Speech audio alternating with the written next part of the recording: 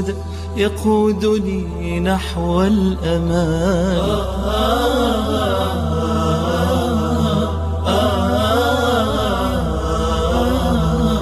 في مقلتي أمل يلوح يلفني بيد الحنان، يسمو بروحي للسماء إلى الملا. بسم الله الرحمن الرحيم. الحمد لله رب العالمين، وصلى الله وسلم وبارك على عبده ورسوله محمد وعلى آله وصحبه أجمعين. بسطت ثوب الرجا والناس قد رقدوا، وبت أشكو إلى مولاي ما أجد. فقلت يا أملي في كل نائبة ومن عليه لكشف الضر أعتمد.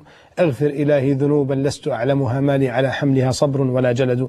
أشهد أن لا إله إلا الله وحده لا شريك له، وأشهد أن محمدا عبده ورسوله. عرفنا يا إخواني ويا أخواتي النعيم العظيم الذي مررنا من خلال الحلقات الماضية فيه بين أهل الجنة، وكيف أن الله سبحانه وتعالى أعطاهم في الجنة ما لا عين رأت ولا أذن سمعت ولا خطر على قلب بشر. طيب، أي إنسان يتمنى أي أمنية، أي إنسان يشتهي أي شيء، هل يحققه الله عز وجل له في الجنة؟ حلقة هذه الليلة عن تحقيق الأمنيات وعن درجات أهل الجنة ومنازلهم. نعم، كل ما يشتهى وكل ما يطلبه الإنسان وكل ما يسعى إليه وما يفكر فيه يعطيه الله عز وجل. يعني الناس في الدنيا تشتهي سيارة جميلة، وتشتهي قصرا رائعا، وتشتهي زوجة حسناء، ويشتهي الإنسان أن يكون عنده منصب ووجاهة. الله جل وعلا يعطيه ما هو أعظم من ذلك بكثير في الجنة. كل ما يشتهيه وكل ما يطلبه وكل ما يفكر فيه يعطيه الله سبحانه وتعالى، بل أفضل من ذلك بكثير. بل قال بعض المفسرين وبعض العلماء إن الله جل وعلا يصرف شهوته إلى ما يحبه سبحانه وتعالى. فالله جل وعلا أساسا يجعلك لا تشتهي في الجنة إلا الأشياء التي يحبها سبحانه وتعالى، والتي تنفعك والتي تفيدك والتي تقربك منه سبحانه وتعالى، والتي تجعلك تعيش حياة لذيذة كاملة، حياة سعيدة سعادة عظيمة. قفوا معي وقفة يا إخواني ويا أخواتي مع هذه الآيات العظيمة. يقول الله سبحانه وتعالى فيها: إن الذين قالوا ربنا الله ثم استقاموا تتنزل عليهم الملائكة ألا تخافوا ولا تحزنوا وأبشروا بالجنة التي كنتم توعدون. نحن أولياؤكم في الحياة الدنيا وفي الآخرة، ولكم فيها ما تشتهي أنفسكم ولكم فيها ما تدعون. الله جل وعلا يقول: لكم فيها ما تشتهي أنفسكم. كل الذي تريدونه وكل الذي تسألونه وكل الذي تطلبونه يحققه الله. يا إخواني، الله هو الكريم. الله جل وعلا اسمه من أسماء الحسنى الكريم. فلماذا تظنون بالله البخل؟ لماذا تظنون أن الله لن يعطيكم سؤلكم؟ لماذا لا تحسنوا الظن بخالقكم سبحانه وتعالى؟ أحسنوا الظن كما أحسن الصحابة الظن بالله جل وعلا. كان يقول أحدهم: ظني به أنه سيغفر لي، ظني به أنه سيرزقني الشهادة، ظني به أنه سيعفو عني، ظني به أنه سيدخلني الجنة. وهكذا ينبغي أن يكون حال الصادقين المخلصين مع الله جل وعلا. قال وهب بن منبه: من أدمن الطرق أوشك أن يفتح له الباب. الذي يدمن الطرق على الأبواب يوشك أن يفتح له، وكذلك من يدمن الطرق على باب الله جل وعلا يوشك أن يفتح الله له. فلما سمعت هذه المقالة رابعة العدوية قالت: أو ما تسكت عن هذا يا وهب، أو ما تسكت عن هذا يا وهب، إلى متى وأنتم تقولون هذا؟ متى أصلا أغلق عنك بابه جل وعلا؟ متى أصلا أغلق الله بابه عنك؟ الله كريم، وإذا سألك عبادي عني فإني قريب أجيب دعوة الداعي إذا دعان. فلذلك لا تظن أن الله بخيل. إن كنت أنت بخيل بالحسنات على نفسك، إن كنت أنت بخيلة بالصلوات والطاعات على نفسك، فالله ليس بخيلا، بل هو أجود الأجودين وأكرم الأكرمين سبحانه وتعالى. كلما تشتهي نفسك، كلما تطلب، كلما تتمنى، كلما تريد يعطيك الله سبحانه وتعالى. تعالوا نتمنى. هل تجلس مثلي تتمنى؟ تتخيل أنك في الجنة؟ تعالوا نتمنى.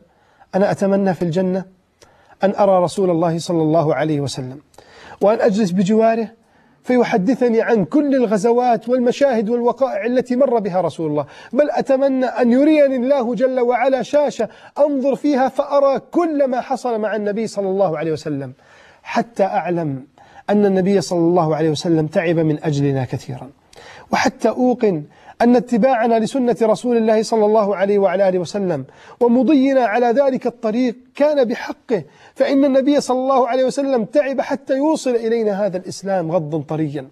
تعالوا أتمنى في الجنة أن أجمع كل أحبابي وأصحابي في الجنة مع النبي صلى الله عليه وعلى آله وسلم، ثم أضيفهم في قصري وفي بيتي في الجنة، أطعمهم من طعامي، تغني الجواري التي أملكها والخدم والحشم الذين عندي في قصري. تعالوا نتمنى أن نجلس لوحدنا على كثبان المسك، نتذاكر أيام الدنيا، نتذاكر الذكريات السابقة، نتذاكر الأخبار الماضية. وقالوا الحمد لله الذي صدقنا وعده وأورثنا الأرض نتبوأ من الجنة حيث نشاء فنعم أجر العاملين. تذكر يا فلان لما صلينا التراويح في رمضان، تقول الأخت تذكر يا فلانة لما تصدقنا، لما أنفقنا على الفقراء والمساكين، تذكر لما كفلنا أيتام في المكان الفلاني في القرية الفلانية، تذكر لما خطبنا الجمعة في المكان الفلاني، تذكر لما قرأنا القرآن مع بعضنا بعد صلاة العصر، تذكر لما بكينا من خشية الله، يتذاكرون أيام الدنيا وما قدموه لله سبحانه وتعالى فيها من أعمال صالحة وقربات جعلتهم يصلون إلى هذه المرتبة. كل ما تتمنى يحققه الله جل وعلا لك، كل ما تشتهي يعطيك الله سبحانه وتعالى إياك. طيب في النهاية أين ستكون؟ في درجات الجنة، ودرجات الجنة عالية، درجات الجنة كبيرة، درجات الجنة منازل. يقول النبي صلى الله عليه وعلى آله وسلم: إن في الجنة 100 درجة. الله أكبر، يا رب نكون في أعلى الدرجات. إن في الجنة 100 درجة أعدها الله جل وعلا للمجاهدين في سبيله، بين كل درجتين كما بين السماء والأرض. فإذا سألتم الله الجنة فاسألوه الفردوس الأعلى، فإنه وسط الجنة وأعلى الجنة وفوقه عرش الرحمن ومنه تفجر أنهار الجنة. الله أكبر. اللهم إنا نسألك الفردوس الأعلى. يا رب ارزقنا الفردوس الأعلى، يا رب اجعل أعمالنا تؤهلنا أن نصل إلى الفردوس الأعلى، يا رب ألزمنا خشيتك وتقواك حتى نصل إلى الفردوس الأعلى. هذه درجة 100 درجة بين الدرجتين كما بين السماء والأرض، أعلاها للمجاهدين الذين جاهدوا في سبيله. فإذا سألنا الله الجنة فلنسأله الفردوس الأعلى. هكذا علمنا رسول الله، هكذا علمنا نبينا صلى الله عليه وعلى آله وسلم. يقول الحسن مرفوعا، يقول الحسن روي عنه مرفوعا رحمه الله أنه قال: الفردوس ربوة الجنة وأوسطها وأفضلها. أفضل شيء في الجنة الفردوس كما علمنا النبي عليه الصلاة والسلام. فهذه درجة من درجات الجنة ينبغي أن يكون سعينا إليها وطموحنا في الوصول إليها. واحد يقول: والله أنا أطمح أن أحصل على أعلى الدرجات في الكلية. يقول الآخر: أنا أطمح أن أتزوج أجمل امرأة ملكة جمال العالم. ثاني يقول: أنا أطمح أن أكون من الشهداء في سبيل الله. رابع يقول: أنا أطمح أن يكون عندي مصنع سيارات. خامس يقول: أنا أطمح أن يكون عندي 100 ولد. رابع يطمح يقول: أنا عندي وأطمع وأتمنى في كذا وكذا. أما المسلم الصادق فهو يطمع أن يكون في الفردوس الأعلى. قال يوما عمر بن الخطاب لرجال كانوا عنده رضي الله عنهم جميعا: تمنوا ما شئتم. فجعلوا يتمنوا، منهم من يتمنى كنزا ينفقه، ومنهم من يتمنى سلاحا يقاتل في سبيل الله عليه، ومنهم من يتمنى عتادا، ومنهم من يتمنى زراعة ومحاصيل وثمار. فلما وصل الدور عند عمر بن الخطاب أطرق برأسه وقال: أما أنا فأتمنى ملء هذه الغرفة رجالا كأبي عبيدة عامر بن الجراح. أتمنى ملء هذه الغرفة رجال كأبي عبيدة عامر بن الجراح. لماذا؟ لأنه أمين الأمة، لأنه أصدق الناس كلمة، لأنه رجل. فإذا كان أحدنا يريد الوصول إلى الجنة فليكن كما كان أبو عبيدة عامر بن الجراح، ليعيش حياته أمينا لهذه الأمة، أمينا على وحي الله، أمينا على سنة النبي صلى الله عليه وعلى آله وسلم، وليعلم أن هذا هو الذي يرفع درجاته في الجنة عند الله، وليوقن أن هذا هو الذي سيجعله في مصاف الشهداء والأنبياء والصالحين بجوار النبي الكريم صلى الله عليه وعلى آله وسلم. قال أبو هريرة رضي الله عنه وأرضاه: قال رسول الله صلى الله عليه وعلى آله وسلم: الجنة 100 درجة ما بين كل درجتين مسيرة 500 عام، ما بين كل درجتين مسيرة 500 عام، وفي رواية مسيرة 100 عام. الله أكبر، مسيرة 100 عام ما بين كل درجتين. طيب ما العمل الذي يجعلني أصل إلى هذه الدرجة؟ لو قمنا الليل كله، لو صمنا النهار كله، لو تصدقنا بكل الأموال، لو امتنعنا عن كل ما يغضب الله سبحانه وتعالى، لو فعلنا كل ما فعلنا في وسعنا وطاقتنا من طاعات وقربات، فإننا يوشك بإذن الله أن نكون من هؤلاء. دعونا نقف مع درجات أهل الجنة ومنازلهم فيها بعد هذا الفاصل، فابقوا معنا. سكوني مثله وارقي إلى أفق البيان، ولتحملي هدفا يقول بعزة أهوى الجنان، عاشق روض الجنان.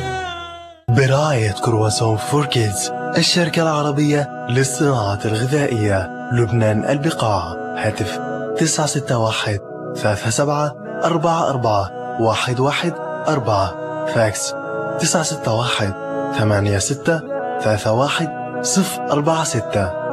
للحصول على توكيل الشركة في الدول العربية الاتصال على الأرقام الظاهرة. The sponsor of this program is 4Kids. الآن الإصدارات الصوتية للشيخ محمد الصاوي، كاسيت VCD. عائد رسالة لمن يريدون البكاء، لمن يبحثون عن رقة القلوب. عائد يا رب خذني إلى شاطئ الرحمات. الله، وقعت كلماتها على قلبك الصاعق. قلت مستحيل. قالت وأنا أيضا مستحيل أن أرافقك بعد هذه الليلة. بدأ الشيطان يضحك علي، كان يقول قل موافق. بكيت بدون شعور، كانت دموع الإيمان تهرب من عيني.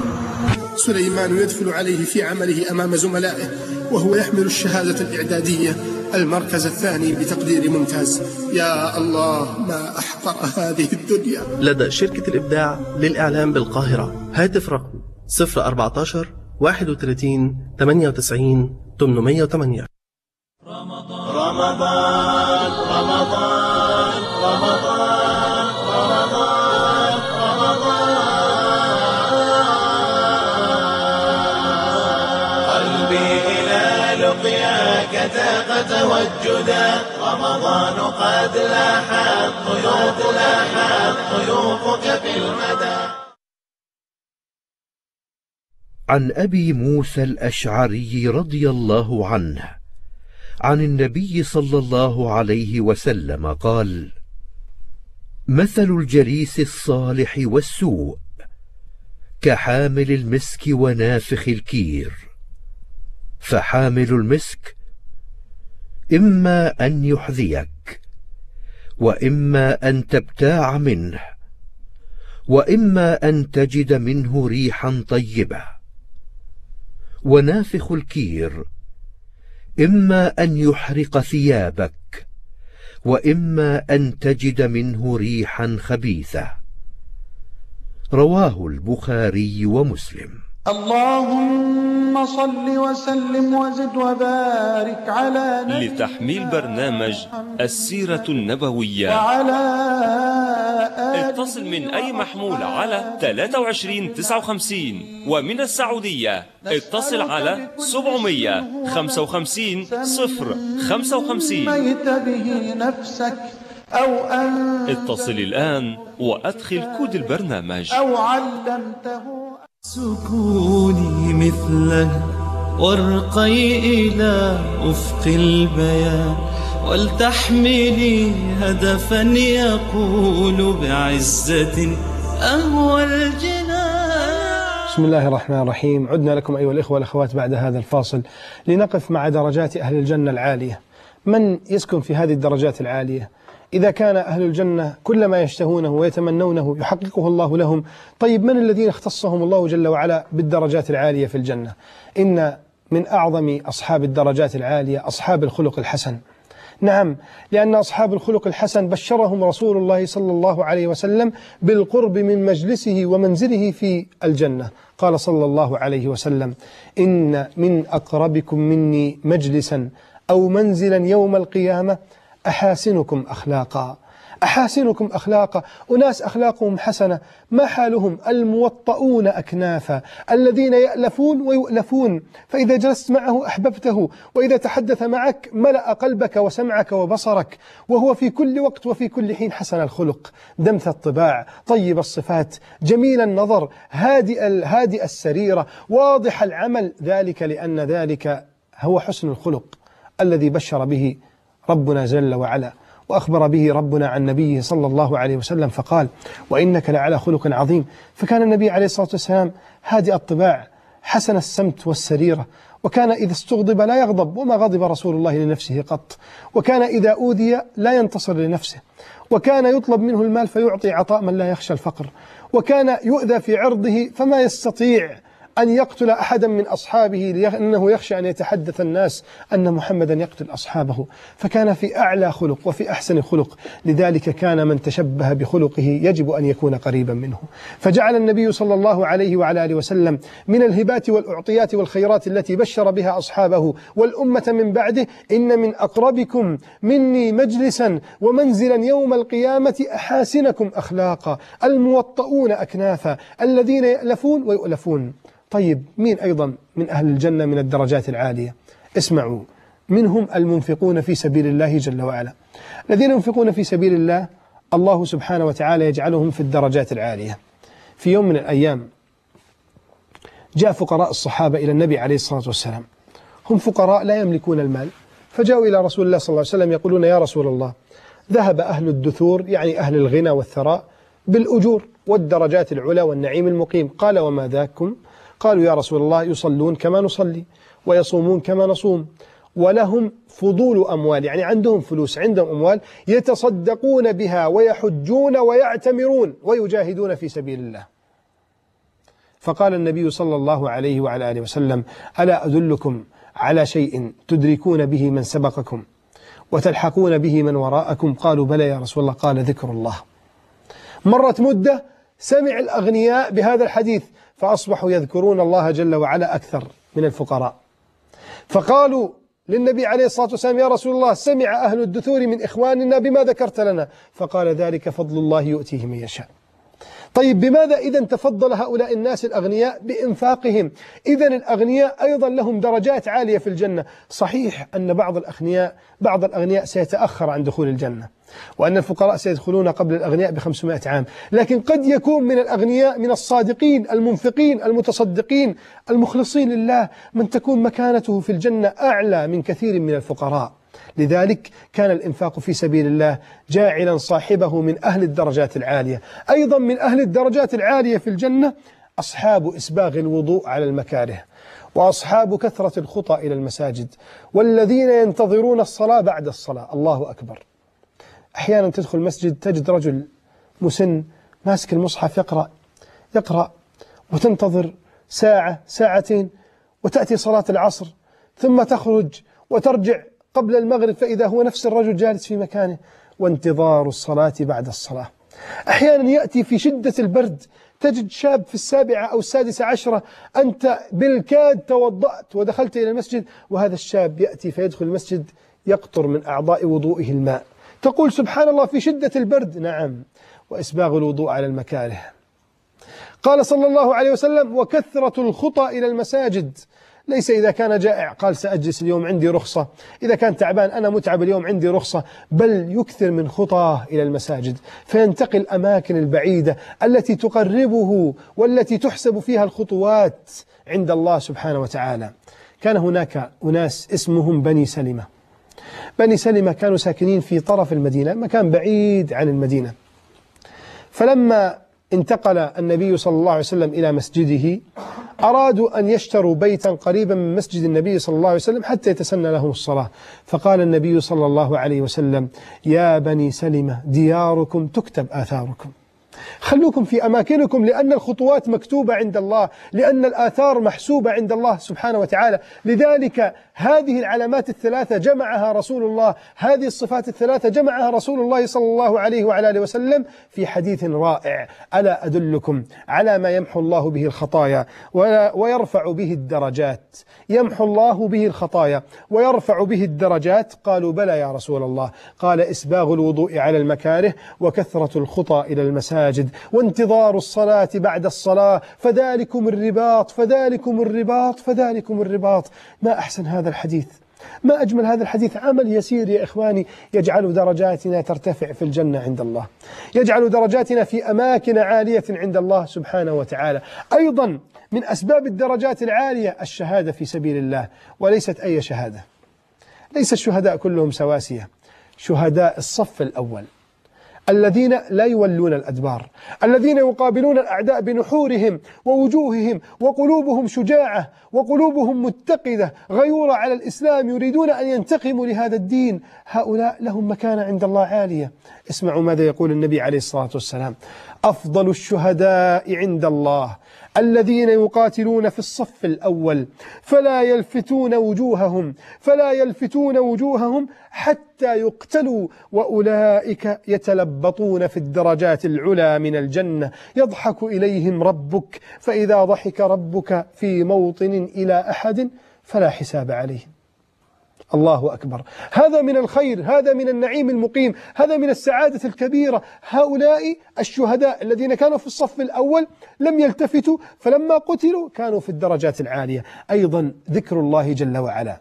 قال النبي صلى الله عليه وسلم في حديث معاذ: ألا أخبركم بخير أعمالكم وأزكاها عند مليككم وأرفعها في درجاتكم، وخيرا لكم من إنفاق الذهب والورق، وخيرا لكم من أن تلقوا عدوكم فتضربوا أعناقهم ويضربوا أعناقكم؟ قالوا: بلى يا رسول الله. قال: ذكر الله. ذكر الله، بس أنت اذكر الله عز وجل فقط. أنت يا أختي اذكر الله جل وعلا، لا تملوا من ذكر الله. قال النبي عليه الصلاة والسلام لمعاذ: يا معاذ، لا يزال لسانك رطبا من ذكر الله، اجعل دائما لسانك مترطبا بذكر الله جل وعلا. طيب، أعلى أهل الجنة وأدنى أهل الجنة جمعهم النبي صلى الله عليه وسلم في حديث واحد. قال موسى عليه الصلاة والسلام: سأل موسى عليه الصلاة والسلام: ربي، ما أدنى أهل الأرض من الجنة منزلة؟ قال: رجل يجيء بعدما دخل أهل الجنة الجنة فيقال له: ادخل الجنة، فيقول: كيف يا رب أدخلها وقد وجدتها ملأى؟ فيقول: لك مثل ملك ملك من ملوك الدنيا ومثله ومثله، حتى قال في الخامسة: رضيت ربي. قال موسى: ربي فأعلاهم منزلة. إذا كان أدنى أهل الجنة منزلة عنده مثل ملك ملك من ملوك الدنيا وخمسة أمثاله. قال موسى: ربي فأعلاهم منزلة. قال الله: أولئك الذين أردت غرست كرامتهم بيدي وختمت عليها، فلم تر عين ولم تسمع أذن. ومصداق هذا من كلام الله جل وعلا: فلا تعلم نفس ما أخفي لهم من قرة أعين جزاء بما كانوا يعملون. يا رب، يا رب اجعلنا من أهل الجنة. اللهم يا حي يا قيوم يا ذا الجلال والإكرام، يا رب الأرض والسماء، ارفع درجاتنا في الجنة. يا رب ارفع درجاتنا في الجنة، يا رب ارفع مكاننا في الجنة، اجعلنا بجوار النبي صلى الله عليه وسلم في الجنة. ارزقنا حسن الخلق يا رب، ارزقنا حسن الخلق يا رب، ارزقنا نقاء السريرة يا رب، اجعل سريرتنا خيرا من علانيتنا، اجعل بواطننا خيرا من ظواهرنا. يا رب أعنا على كثرة الوضوء والخطى إلى المساجد، يا رب أعنا على انتظار الصلاة بعد الصلاة، يا رب أعنا على إسباغ الوضوء عند المكاره، يا رب اجعلنا من المنفقين في سبيلك، يا رب اجعلنا من الشهداء الذين يقتلون في الصف الأول فلا يلتفتون، يا رب اجعلنا ممن يذكرونك ذكرا كبيرا، يا رب اجعلنا من أعلى أهل الجنة منزلة الذين أردتهم وغرست كرامتهم بيدك وختمت عليها فلم تر عين ولم تسمع أذن. يا رب أدخلنا الجنة، اجمعنا بالنبي صلى الله عليه وسلم في الجنة، اعتق رقابنا يا مولانا من النار، اعتق رقابنا يا ربنا من النار. تجاوز عنا يا رب، تجاوز عنا، لا تؤاخذنا بتقصيرنا وسفهنا يا رب. الآن معنا ملائكة يصعدون إليك فتقول أشهدكم يا ملائكتي أني قد غفرت لهم. أنجز لنا ما وعدتنا يا رب من مغفرة الذنوب، أنجز لنا ما وعدتنا من مغفرة الذنوب يا علام الغيوب. أنت ترى مكاننا وتسمع دعاءنا ولا يخفى عليك شيء من أمورنا. تقبل منا صيامنا، تقبل منا قيامنا، تقبل منا صالح أعمالنا، إنك على كل شيء قدير.